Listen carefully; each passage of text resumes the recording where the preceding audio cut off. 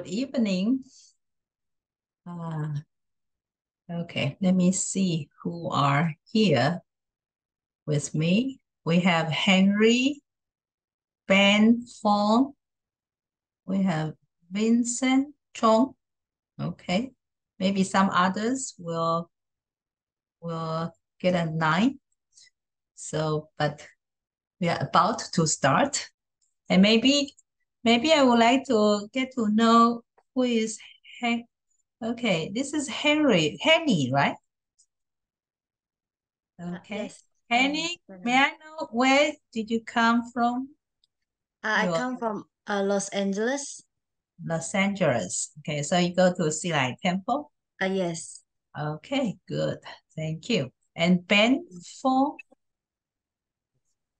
Uh, Hello and everyone. Good evening. Uh, I'm from Toronto, Ontario, Canada. Okay, Yeah. Toronto. Yes, I go to the FoGuangHuB Temple of Toronto. Okay. I think I have been there twice. Oh, okay. Yeah. It's a beautiful Oh, city. But I think it's very cold now. uh, yeah. Compared to southern area of America. Yes. Okay, good. And Thank then you. we have good. And then we have another friend from Toronto, Leo. Leo, right? Hello, hello. Hello. Auspicious greetings. Let me turn on my camera. Sorry, I just give Okay. me. Okay. So you are a friend of Ben. Do you know each other? Yes, we do. Yes, we do. we Yeah, do. We do. we also volunteer at the temple for Oh, the English children Dharma class. got it. Okay. No, Okay. auspicious Okay. That's greeting. Leo. Yes. Thank you for joining the class. And then we have Vincent Chong. Vincent, can you say a quick hi?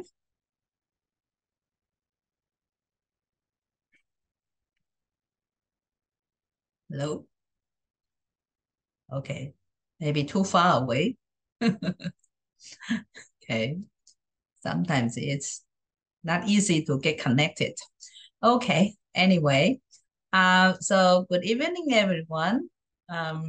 Today I'm going to continue my lecture on chapter 7 of the Platform Sutra. And as what we have done, I just will cover the first half part of this chapter. And so started from explaining what is opportunities and conditions. You know, in Chinese, it's 机缘品, and it's kind of difficult to figure out just by reading the titles of this chapter. So after the sixth patriarch, Master Huineng, got what we say that got enlightened, and then starting to teach Dharma. Many students go to him and ask him questions. And as we know that in Tang Dynasty already, the Chinese Buddhist schools has developed into several schools. And so the practitioners of various schools in Chinese Buddhism, they all go to him and ask him questions. So it seems like that he is a very famous, and then people recognize his achievement in not only meditation, but also in understanding and preaching Buddha Dharma. So they went to him for answers that they want to ask. And this is also a good opportunities and conditions for Master Huineng to spread the Dharma that he understood, he has realized. And as we say, Chinese Buddhism started from very early in Han Dynasty, like the 1st century or the 2nd century. But actually, the real localization of Chinese Buddhism, I would say that it has to be wait until late Tang Dynasty or early Song Dynasty, when in Chinese we say Song Ming Li Xue, okay, the integration of Confucianism and Taoism and Buddhism. And so in this chapter, if you read the text of the Platform Sutra, you will find that there are stories about certain students asking certain questions to Master Huineng, and so full of conversations and very interesting. So today I would like to start from the story, the conversation between Master Huineng and one of the practitioners. Okay, so before I put that story to you, now here is a scenario for you to think about. So you have a crying child, okay? And if you want to comfort this child, I think normally the adult will just give her a piece of cookie, right? So that you sort of stop her from crying, just temporarily. And then for a child who is not crying for anything, and then that child can deal with himself or herself without bothering the adult. I think most of the adults will just leave it, right? Because it's not getting your attention. And then it seems that the child can handle himself or herself well. And so sometimes we say that the crying baby got the candies or the cookies. Now, if we apply this kind of scenario to practitioners, okay, we as ordinary human beings, and then we go to a grand master and asking that master a question. So where is the Buddha, right? So this is what we often ask. And so here is the argument or the issue, the topic of where is the Buddha? Where can I find the Buddha? So Master Huineng's answer to that is the mind is the Buddha. Okay? For him, that is a very easy answer, but for most of us, it's kind of difficult for us to accept it. Okay? And sometimes he also says that there is no mind, there is no Buddha. So what happened? The mind is the Buddha, and the other answer, there is no mind, there is no Buddha. So what on earth, is there a Buddha at all?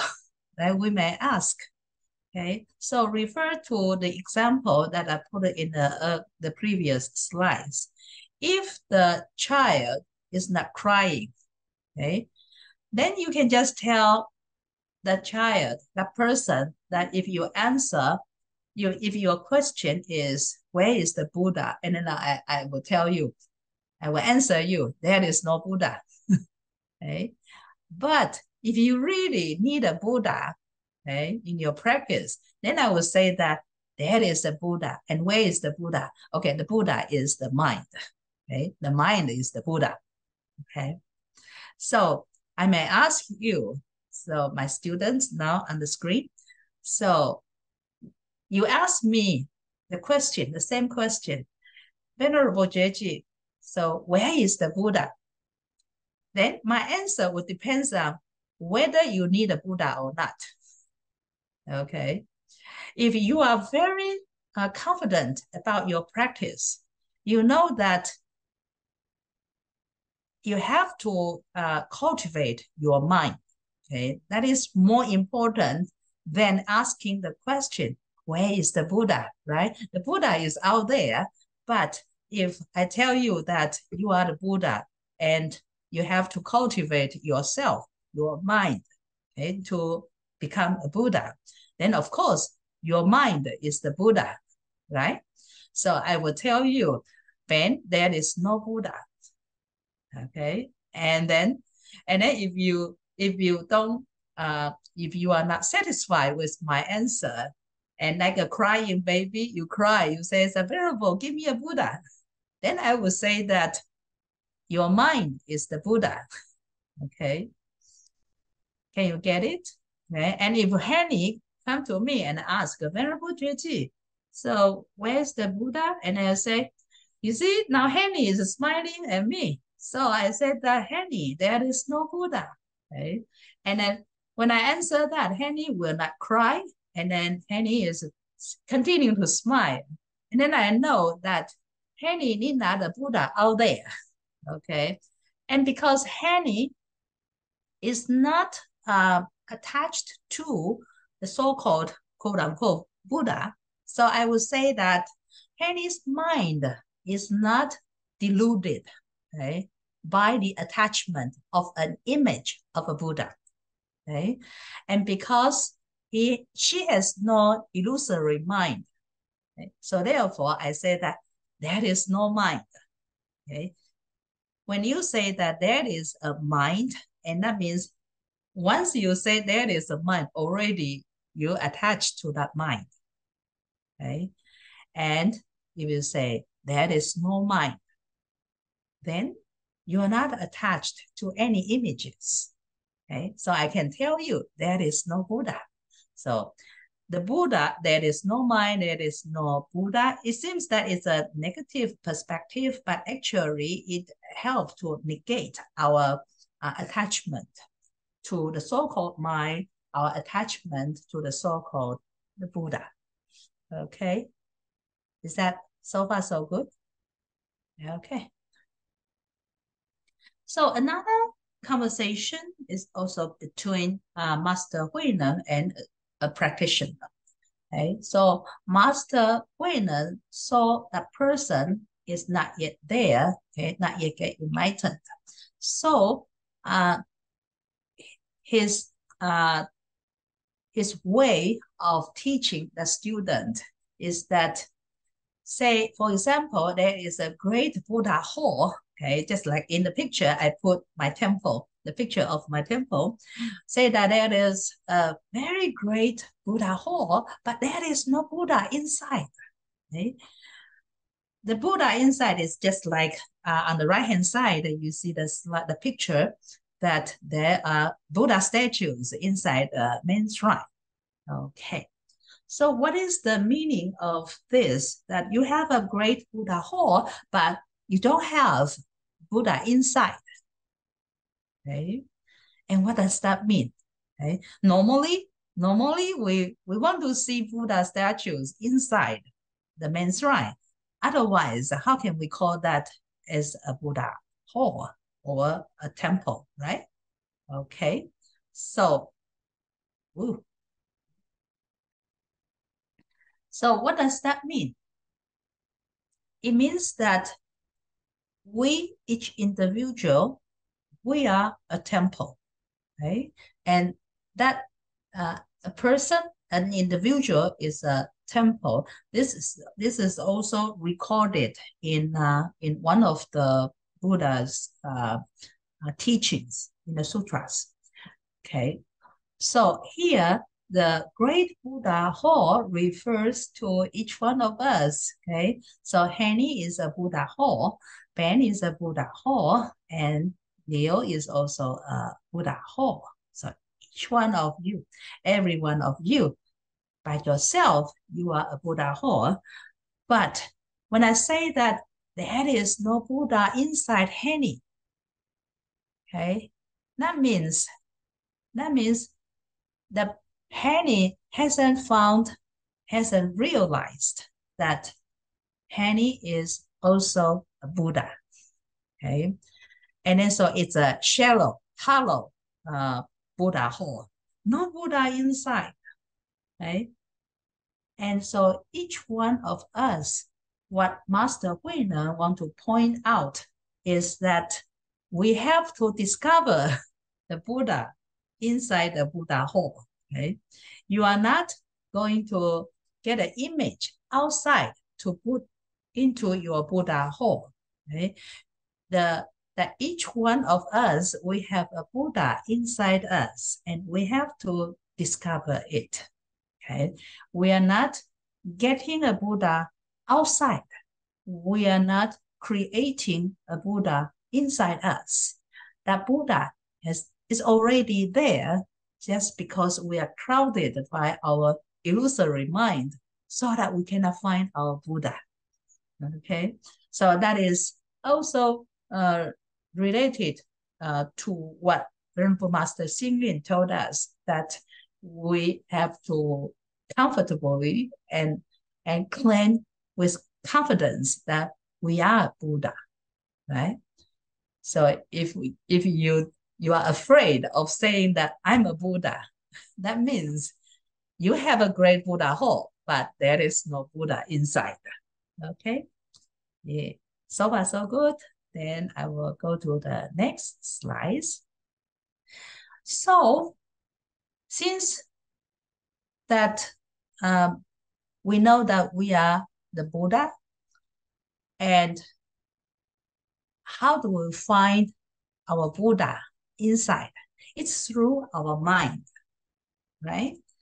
And then we understand that each one of us, that we are Buddha. And so therefore, all the sentient beings among us, each one of them, they are also Buddhas. And so therefore, in Chinese, we say 心佛众生三无差别. And that means in English, the mind, the Buddha, and sentient beings, they are not different. Okay, they are the same. You can equate, right? Equate the mind with the Buddha, with all sentient beings. Okay?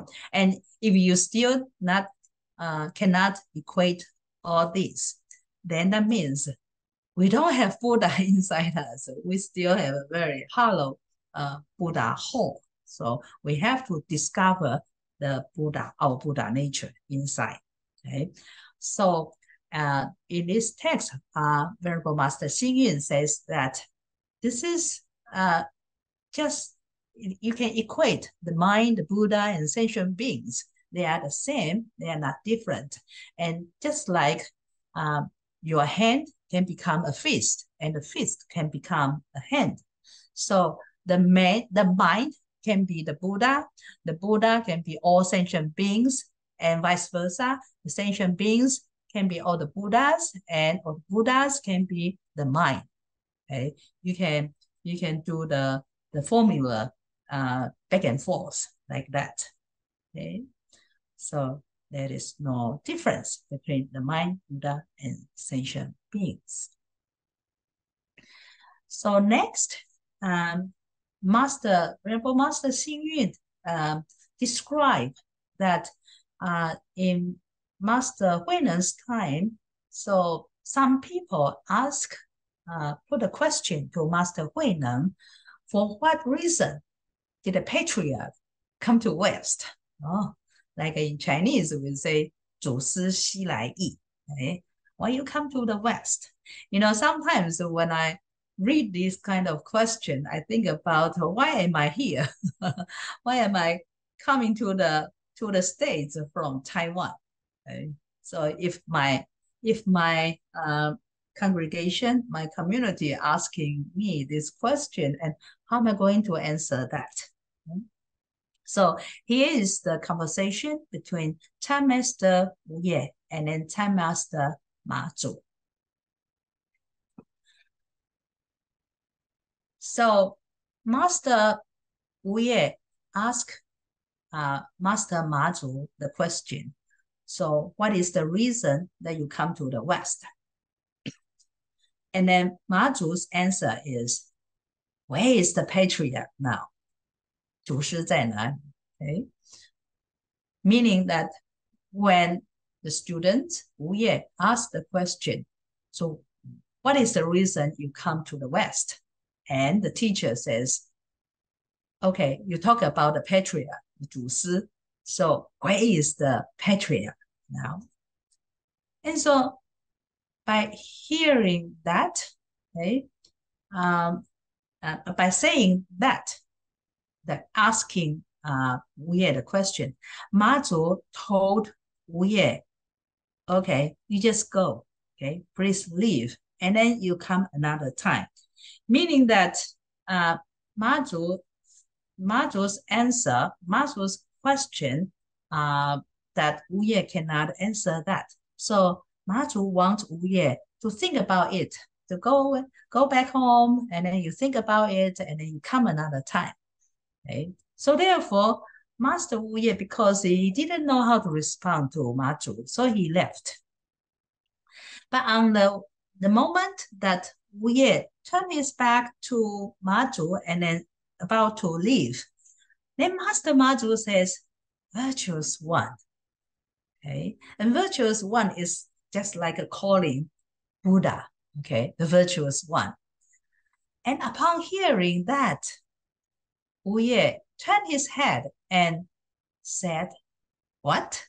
Okay, so what is a question, okay? But it's also like responding to the virtuous one, that he is the virtuous one. So therefore, he's answering Ma Zu, okay? And then, so upon that moment, the student, okay, the one who asked the question, Master Wu Ye, he realized, okay, that virtuous one is not someone else. It's not the Buddha statue out there, okay? It's he himself. And then so because of his realization, he bowed before Master Ma Zu and cried. Okay, such a very touching moment, right? He realized just, Master Ma Zu is not answering to his question directly. Remember the question? The question is, Wu Ye asked Ma Zu, so what is the reason of the patriarch come to the West? Okay, so the student's question is that he's still thinking that the patriarch is someone else. But Ma Zu wants to let him know that the patriarch is no one else but the one, you, okay? The one who asked the question, okay? Where is the patriarch now? Do you know that you are the patriarch, right? Okay. I hope I'm not confusing you more. Otherwise, I will ask you guys to leave and come next week. Okay. So this is the realization, the enlightenment of Master Wu Ye, the student. Okay. He says that at first, I thought Buddhahood was distant and very far away. So now, after my enlightenment, today I learned that the true Dhammakaya is within me and inherently complete. Okay, that Dhammakaya we have discussed in our previous classes. Okay, that Dhammakaya is the reality, the truth. Okay, so it's the representation, the manifestation of the teaching of the enlightened one. So that true Dhammakaya is already inside myself. And then I have inherit that kind of Dhammakaya, okay, 100% complete. It's not just partially in me. Once I discover it, it's manifested 100% in me. Okay, so this is the conversation between Wu Ye and Master Ma Zu. And Master Ma Zu is one of the very outstanding students of Master Huinan. Okay. So in this chapter, we discuss about the mind is the Buddha is the mind, and also there is no Buddha, there is no mind, there is no mind, there is no Buddha. Okay. So further, it discussed about the relationship between the Buddha and the mind. So first one, we should not wait for the mind to cease, but instead, we should focus on putting the illusory mind to rest. Okay, meaning that if we say that the Buddha, the mind, the sentient beings, they are no different. The Buddha is the mind is the Buddha. Okay, so we should not wait for our mind to increase bit by bit to become more Buddhahood.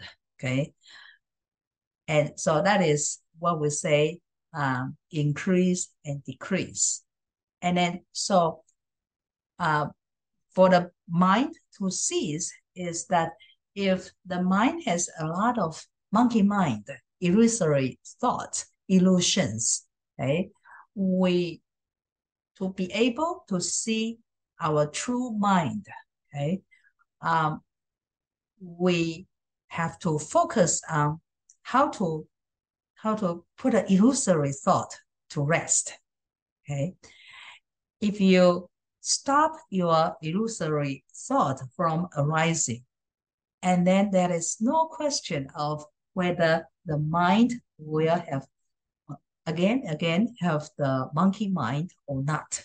Okay, so we need not to wait for the mind to cease. We just focus on to put the illusory mind to rest, meaning that we have to get rid of all the illusions in us. Illusions about that now we are in our 20s, 20 years old, and then feeling that we can stay in that young age forever and ever. That is an illusory mind, right? And then we have to put that kind of illusory mind to rest. And there are other examples that you can make, okay? Seeing that if we just focusing on reciting the mantras, then we can get enlightened, okay? But if you have illusory mind, if you cannot concentrate on your chanting, on your recitation of the mantra, you have a lot of monkey mind. So even though orally you are reciting the mantra, but in your mind you have a lot of thought in you. So you cannot attain any enlightenment if you do that. So you also have to put that kind of illusory mind to rest. Okay, so this is the first one.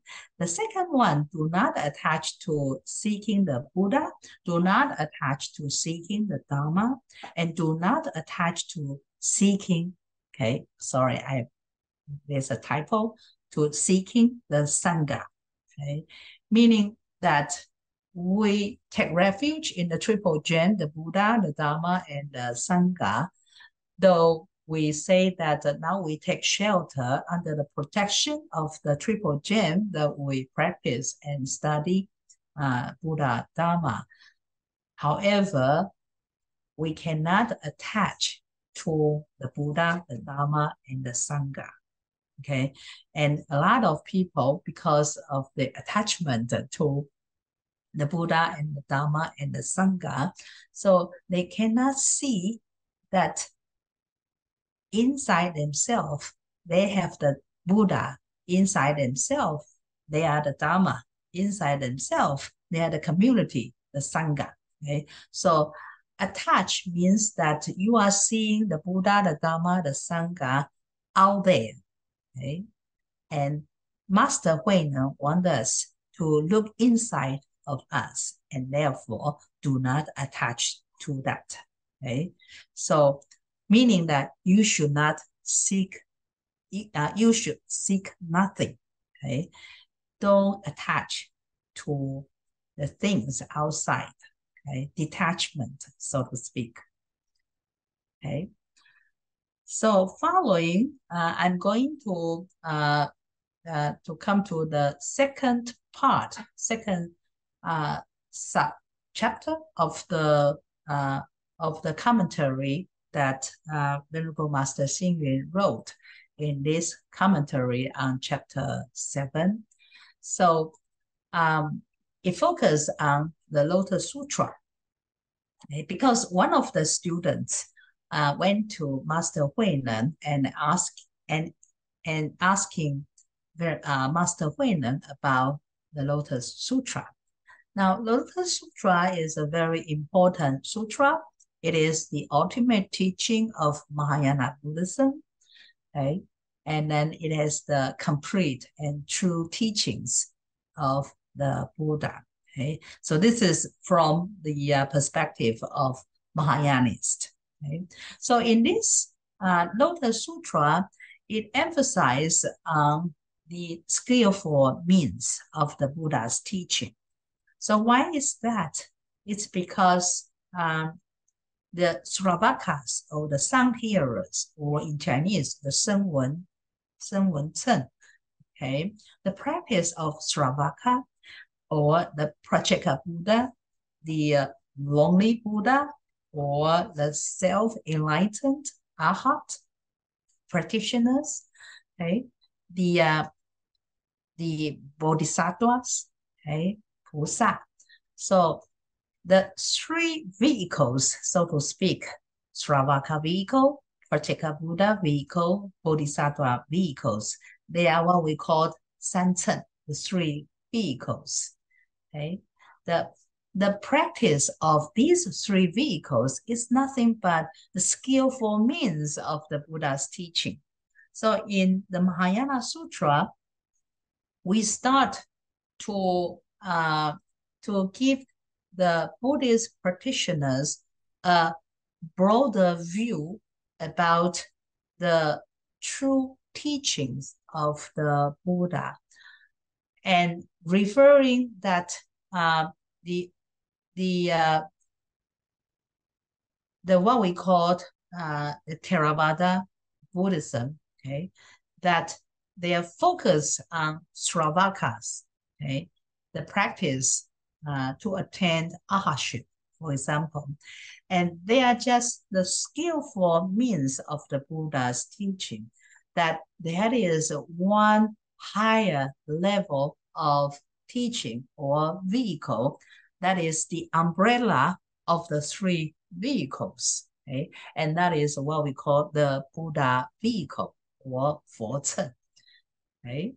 So giving the example of the parable of the burning house in the Lotus Sutra, and I think you are familiar with this, that in this parable stories, there is a burning house, and this house is owned by a wealthy person, and this wealthy person, the father, happens to walk by his house, and then notice that his house is on fire. But inside the house, he has his children playing inside. And his children are so involved in playing games that they totally ignore what's happening to the house that is burning. So the father outside the house trying to get the kids outside the burning house. So he's using three kinds of gift to attract the kids to come out. So there are three gifts that he promised the kids that if they come out, then he will give them all this gift. So for one is the gold drawn cards. Second one is the deer drawn card. The third one is ox drawn card. So you can see that from gold cards, deer cards to ox card, the cards are getting bigger and bigger, meaning that the price is getting better and better, right? And then so later that the kids, they think, wow, there is some wonderful prize gift that our father is going to give us. So we just put aside the games that we are playing inside the burning house, and then they come out. And when they come out, what surprises all these kids is that they are not getting gold cards, they are not getting deer cards, they are not getting ox cart, what I got is a much more better gift that surprised them. It's a magnificent white ox drawn cart. Okay. And then so it's a surprise gift. Okay. So you can imagine how happy these kids are. So there are symbolic meaning in this parable story. So the burning house is just like the world we live in, and the world that sort of confine us is divided, categorized into three parts and by the Buddha. So we call it the three realms. So all the beings that are in the cycle of rebirth, okay, in the six realms, that all are categorized. Actually, we are all living in the three realms. Okay? And so if you can go beyond these three realms, then you are Arhat. Okay? And the children symbolizing that we sentient beings, we are attached to the three realms, to the world, and we are not aware that we are in danger. Okay? And the father is representing the Buddha. The three cards representing the Sravaka vehicle, the Prachika Buddha vehicle, and the Bodhisattva vehicles. Okay? And what is the surprise gift? The magnificent white ox drawn cards. Okay? And that is what the Buddha really wants to teach us, the one Buddha vehicle. So the father in this parable story, at first he's just giving his kids the things that, the gift that his kids are familiar with. Okay? The goat cart, the deer cart, the ox cart. These are the gifts that the kids can imagine. But what his kids cannot imagine is the magnificent white ox drawn cart. Okay? And so from this parable story, we know that if we practice what the Buddha taught, and the result of our practice, okay, what we can attain after all these practice cultivations, and then we will see that magnificent white ox drawn cart, okay? And that is the Buddha vehicles that in this Lotus Sutra refers to. Okay.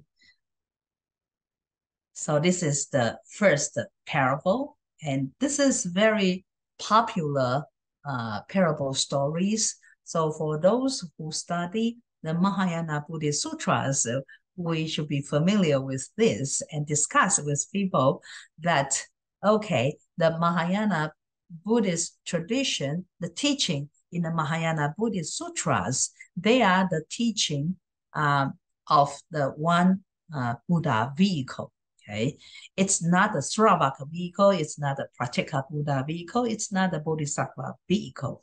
Okay, we are following the one Buddha vehicle, Okay.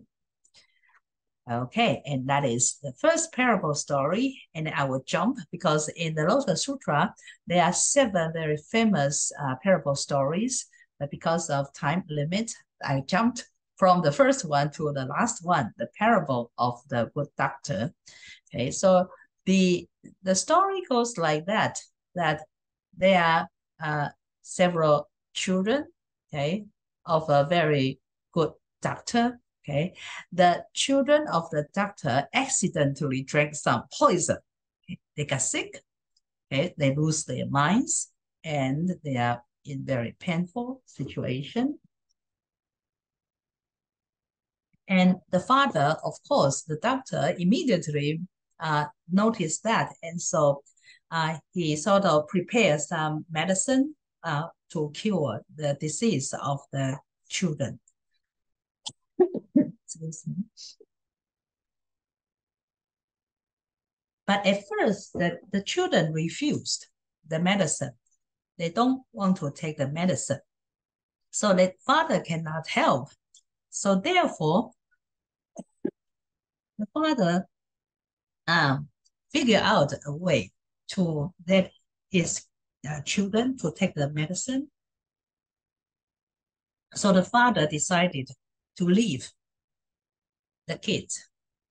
And then while he left the house, he sent a message from far away, from a distance, back to the children. And then in that letter, then in that message, he says that now he died outside and then cannot return home. And because of that, then suddenly these kids, they wake up, okay? And then they no longer refuse to take the medicine, okay? They feel that, oh, the father's medicine can cure their disease. And then they took the medicine and were cured.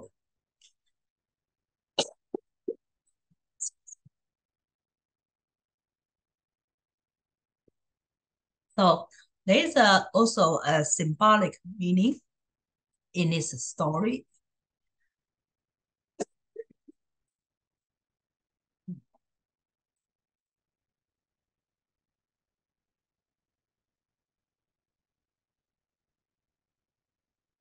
Meaning that the kids are like those who follow the 3 vehicles. And then those vehicles, they are just provisional teachings. Meaning that if you follow the 3 vehicles, it cannot lead you to attain the ultimate enlightenment. So here, you see the second one, I said the Buddha skillful means practitioners eliminate suffering, affliction, and then get liberation. Meaning that in the Lotus Sutra, the Mahayana Sutra, the Buddha plays a role as a teacher who use skillful means to teach the students. Because if you don't use skillful means, your students may not understand your teaching. And so therefore, the practitioners, through the skillful means, then gradually they can get rid of their sufferings and afflictions. And so they can finally, eventually get liberated from suffering.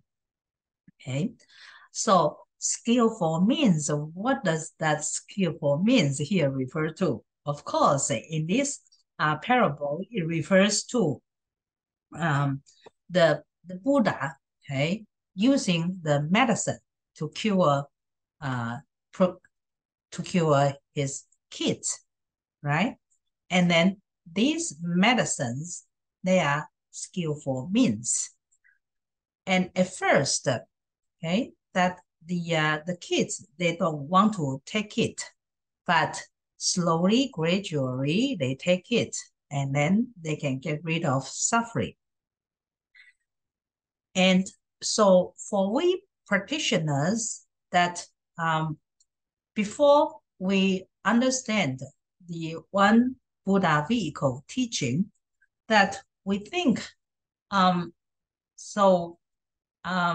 practicing the way, just like the what we study in the Theravada based Buddhist sutras, okay, just like the Nikaya sutras, they talk about a lot about that, how to detach, okay, get rid of the material attachment, and then go to the forest to meditate. You have to leave your house. You have to leave your household life. You have to become a monastic to practice so that you can attain the highest spiritual attainment. So all these are before the arising of the Mahayana movement. Now, the Mahayanists, they want to convince that the Buddhist followers who still attached to the Theravada Buddhist teaching, then they want to tell the people that what you learned, what you practiced before, it's just skillful means. Now, if you follow the one Buddha vehicle, if you recognize that you are the Buddha yourself, you have the Buddha nature in you, and if you cultivate your mind, you can liberate yourself from suffering. Okay, so this is that skillful means in the parable stories to guide the Buddhist practitioners to go to accept the one Buddha vehicle teaching. Okay, so far so good. Okay, so far I will stop here, and then I will continue the later half of the chapter. But did you understand the what I present today about the mind is the Buddha? The issue of the mind is the Buddha, and the parable stories here about the burning house story, or the parable of a good doctor. Okay, do you have any questions? Yeah, let me know if I explain, if I make myself clear. Or any comment on this? Oh, by the way, while you are thinking, I'm giving you homework as usual. Okay, the homework, the first one is the function of father-son symbol in the parable stories. So you will find that in Buddhist parable stories, you will see that in a story, you have father and son symbols in it. Okay? Just like the burning house parable stories and the good doctor parable stories. You have the father character and the son character. And so you may think about what is the function of that. Why using father and son relationship as a symbol in the parable stories? And the second question is about the relationship between the Buddha and the mind. Okay, so when we explain Buddhism to others, the Buddha's teachings to others, we want to introduce what is the Buddha, or who is the Buddha. Okay, but we cannot avoid, okay, the introduction of the mind when you introduce the Buddha.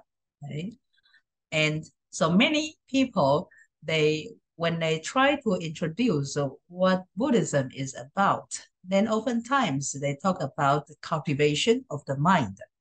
So I want you to think about, okay, the cultivation of the mind, and what does that has to do with the Buddha? Okay, the answer may be obvious, but the way you interpret that may be difficult. So I want you to think about it. Okay, any questions? You have about 30 minutes to ask questions. Anyone would like to? Yes, I can ask you. Leo? Hi, Venerable Joichi. I just have a question about the second parable, because there is the parable about the good doctor. So he went away, and then he sent a letter saying that he had died and then will not come back. Is there a I'm just wondering what's the meaning or the significance of the dying part? Like, is there something that he's trying to say, that like some part of us, like either our Buddha, our forcing or our mind will die if we don't practice, and that kind of makes the children want to be motivated to learn. Okay, that is a very dying question. Okay, so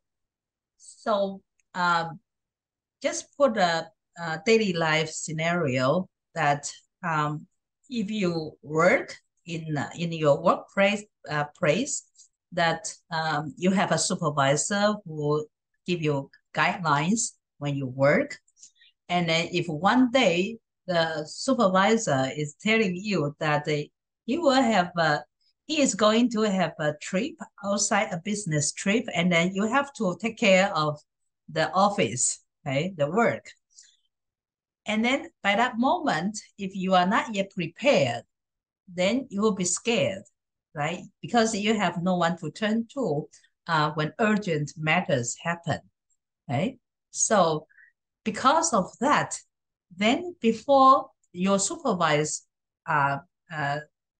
leave, then you want to ask him a lot of questions.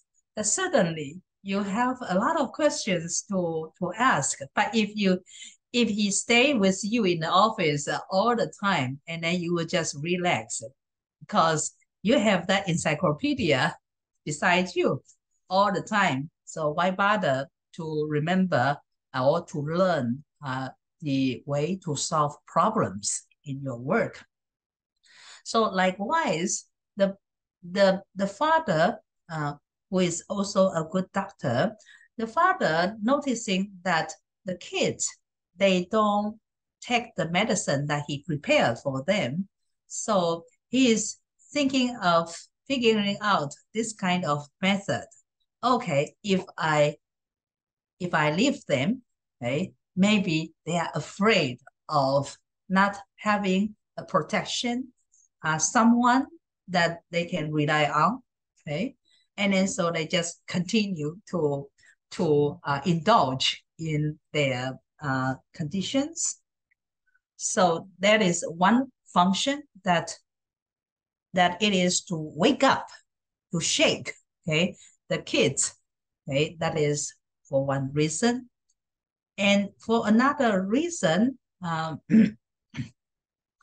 you may think about the passing away of Master Xing Yun, okay, in February. So after that we as the disciple of Venerable Master Xing Yun, after we hearing that story, what is our response? Okay, in our mind, we suddenly recall, okay, so many occasions that he has spent with us in answering our questions, in giving us guidance. And then also, we feel that whenever we have questions in our Dharma work, and we have no one to turn to, then we go and pick up his writings, his books, the collection of the masters, right? And also that we read the final words, okay, his sincere, how do you call that?他的真诚的告白, right? And then we want to find what are the last words he want to give to us, so that we have something to hang on to follow, right? And then be honest with you, after that, we at Xiangyun Temple, in our morning chanting, by the end, we read 我的真诚的告白, okay? And then every time when we read that, we feel that, okay, now I recall more and more of Master's teaching, okay? And then I think that in this parable story, the father's way, the skillful means of the father is that, okay, so I pray death. Then you will wake up, and then you will remember what I have told you, okay? And then you will take my medicine, because you know that I will do everything good for you, and then you suffer now. So if you take my medicine, then you may recover, okay? And of course, here, the pain, the poison, means that the kids, they indulge in what we call the three poisons, right? The greed, hate, and ignorance. And they suffer from the result of their indulging in the three poisons. And so now the kids is aware of that, so they start to follow the Buddha's teaching. Okay, we put the symbolic meaning of the medicine of the Buddha. So they follow the Noble Eightfold Paths. They follow the way to help others, to benefit oneself is to benefit others. Okay, and then for us, we recall, certainly we recall that say good words, do good deeds, think good thoughts, that they can help us to have a healthy life, okay? To establish a better rapport or relationship with others, okay? And build a better karma with others. So all this, I think this is also the reason why the father prayed death. Maybe you have your answers. Thank you. Maybe when you ask me questions, I think maybe you also have your own answer. Do you want to share? Oh no, I think what you said makes sense. It's kind of like maybe the father is he's very he's like no he's kind of thinking, why are we still not there? So he has to do something, and then this is kind of like a trick, not a trick, kind of like a trick to get us going. But I think also maybe I see that even though the father said that he's not coming back, but I guess he's still around, he's still somewhere, so that I think we can still kind of feel that the father will still help us if we really need to. But I think it's just the way of getting us motivated to be where he knows we can. So. Right. That point you bring up, that I forgot to mention that the father prayed death, but actually he will come back, right? And it is like the Buddha entered the parinirvana, right? And the Buddha still come back, come back in a different form, okay? In his teaching, in the Dharma, come back in the form of the Sangha, okay, the community, okay? And then so when we say that death, okay, death is in physical form, okay? But what is, we often say no birth and no death, right? And what is that? Not die, okay, and not being born, is that Dhammakaya, okay? And then that Dhammakaya, though momentary, it will leave us, but if we cultivate ourselves, it will return, right? So when the kids starting to take the medicine that the good doctor left, then they will be cured. When they are cured, the good doctor will come back, right?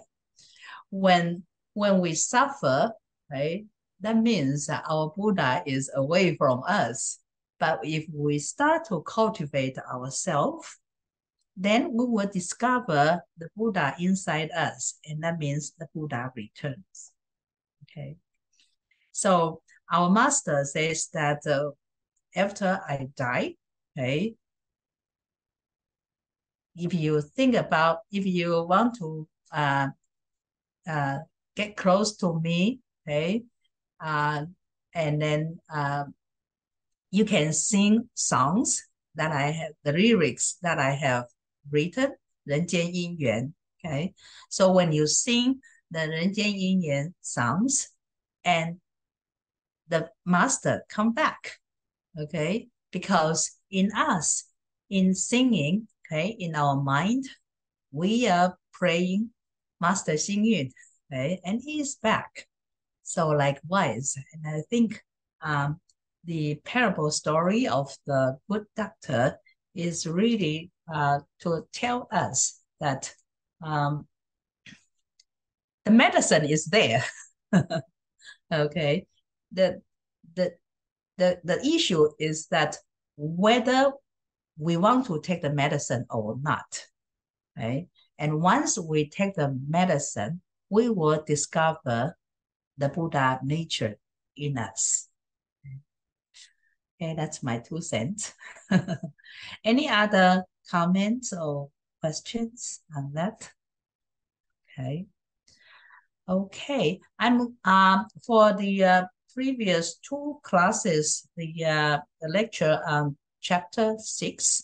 Okay, I haven't put my PowerPoint there, so after the class, I will post it there in the Google Classroom. So if you have time, you can read that or listen to the recordings.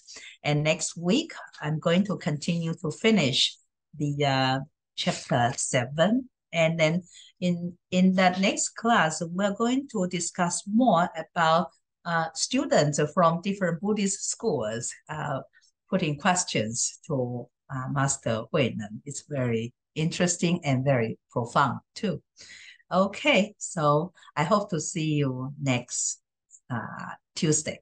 Okay, thank you and good night. Thank you. Okay, good night. Thank you, Venerable. Good night, everyone. Good night. Thank you. Good night. Good night.